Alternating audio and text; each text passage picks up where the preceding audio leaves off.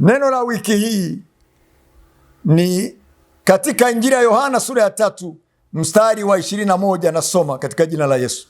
Bali yeye atendaye kweli huja kwenye nuru, ili matendo yake yaonekane wazi ya kuwa yametendwa katika Mungu. Baba Mungu, katika jina la Yesu Kristo, asante kwa ajili ya neno lako la uzima. Neno lako ni roho, neno lako ni uzima.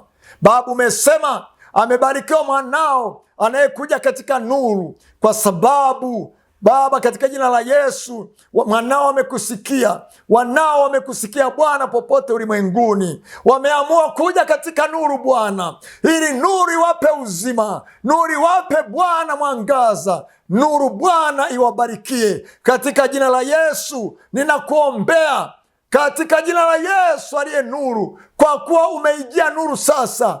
Yesu Kristo akuangaze, akuinue, akubarikiwe, giza likimbie katika jina la Yesu Kristo, na wakuu wa giza wafedheheke, washindwe kwa ajili ya maisha yako na familia yako katika jina la Yesu. Na kila unachokigusa kiangaze, kionekane katika jina la Yesu. Bwana akuangaze Jumatatu, akuangaze Jumanne, akuangaze Jumatano, akuangaze Alhamisi, akuangaze Ijumaa, akuangaze Jumamosi, akuangaze Jumapili, katika jina la Yesu Kristo aliye nuru yetu. Amen.